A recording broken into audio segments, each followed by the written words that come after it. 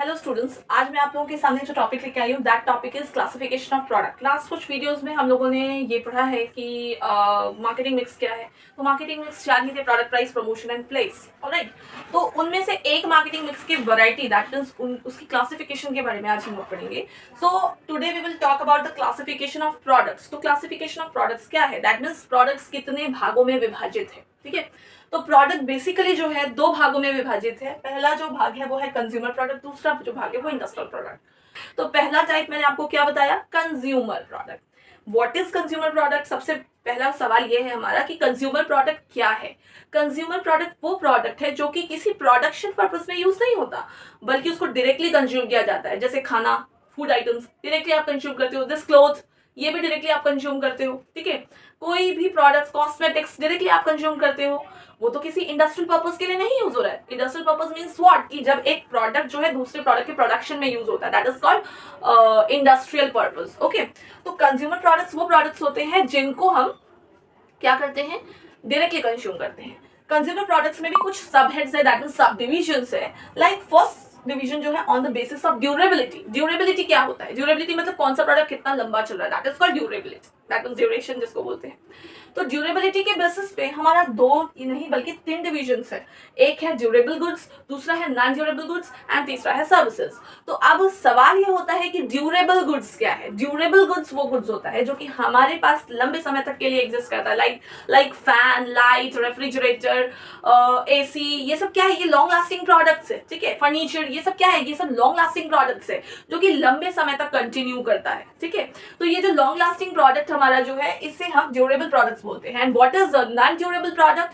Non durable product वो products कहलाता है जो कि हमारा कम समय के लिए यूज होता है। लाइक फूड आइटम्स, आपने खाया फटाफट वो खत्म हो गया, that is called non durable items. Like soap, cream, milk, या फिर कुछ भी चीजें और है जो कि आप डेली बेसिस पे कंज्यूम करते हो, लेकिन वो क्या है, वो फटाफट खत्म हो जाता है आपका। ठीक है, that is called non durable products. And then next है सर्विसेज। सर्विसेज वो है, वो मतलब कमोडिटी है जिसको आप फिजिकल शेप में नहीं देख सकते हो, जिसका कोई आकार नहीं है, जिसका कोई मतलब जिसको आप फील कर सकते हो बट टच नहीं कर सकते, देख नहीं सकते, जिसका कोई आकार नहीं है।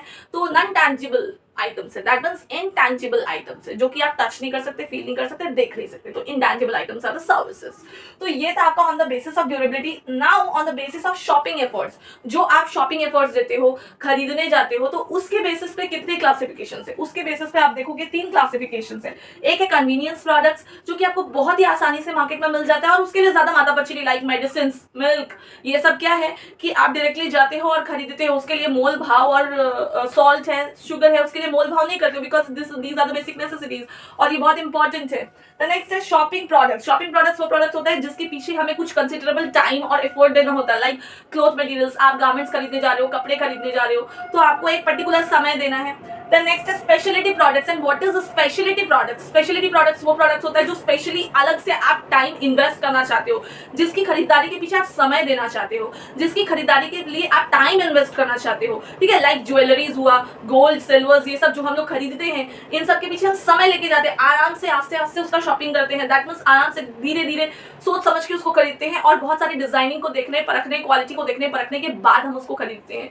तो वो हो जाते हैं स्पेशलिटी प्रोडक्ट्स। नाउ फ्रेंड्स, हम लोग अब नेक्स्ट डिवीजन में जाएंगे, that means next sub divisions में जाएंगे।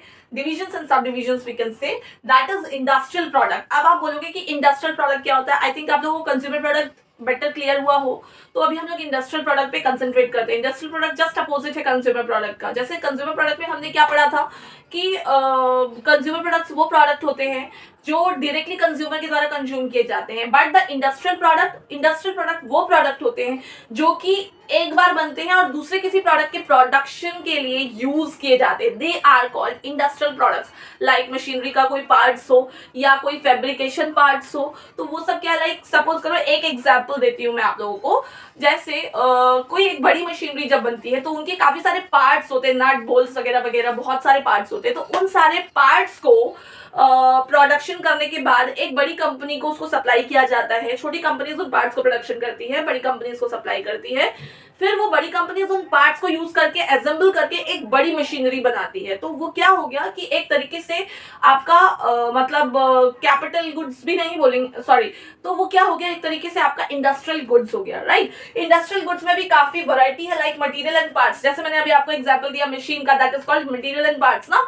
जैसे कुछ रॉ मटेरियल्स भी होते हैं जो कि प्रोडक्शन होते हैं, फिर वो किसी एक अदर फाइनल प्रोडक्ट को प्रोडक्शन करने में काम आते हैं, ठीक है। कई बार क्या होता है कि कुछ रॉ मटेरियल्स भी प्रोड्यूस किया जाता है जिसको दूसरे फाइनल प्रोडक्ट के प्रोडक्शन में यूज किया जाता है, that are called raw materials, right. तो रॉ मटेरियल्स को जब हम यूज करते हैं दूसरे फाइनल प्रोडक्ट्स के प्रोडक्शन में, तो वो एक हमें फाइनल प्रोडक्ट देती है, राइट। तो ऐसा कुछ एग्जाम्पल है, लाइक आप अगर बहुत सारी चीजों को का कंपोजिशन मिला के, मिक्सचर मिला के कोई एक नया प्रोडक्ट बना रहे हो, ठीक है। जैसे सपोज करो कि बहुत सारे पाउडर्स अवेलेबल है मार्केट में और बहुत सारी चीजों के, और उन सभी पाउडर्स को मिक्स करके आप एक नया प्रोडक्ट बना रहे हो, तो वो क्या कहलाएगा, रॉ मटेरियल्स। भाई जो हमने प्रोडक्शन ऑलरेडी किया वो रॉ मटेरियल्स है, वो दूसरे फाइनल प्रोडक्ट के प्रोडक्शन में वो काम आ रही है। तो द नेक्स्ट देखो, मैन्युफैक्चर्ड आइटम्स होता है। मैन्युफैक्चर्ड आइटम्स मतलब जो आप बना रहे हो खुद का, ठीक है, जो आप खुद का बना रहे हो, they are called the manufactured items.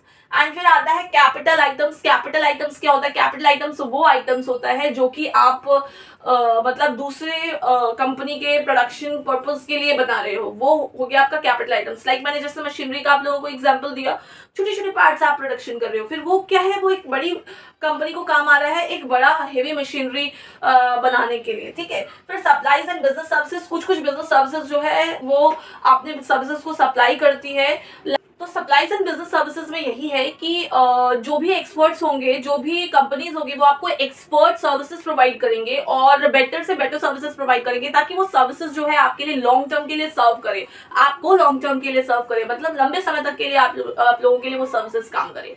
तो यही था आप लोगों का क्लासिफिकेशन ऑफ प्रोडक्ट्स। तो आई थिंक आप लोगों को प्रोडक्ट्स का क्लासिफिकेशन बेटर क्लियर हुआ होगा कि क्लासिफिकेशन क्या है प्रोडक्ट्स की। दो ही प्रोडक्ट्स में टाइप में क्लासिफाइड थी और फिर उनका सब डिविजन्स था।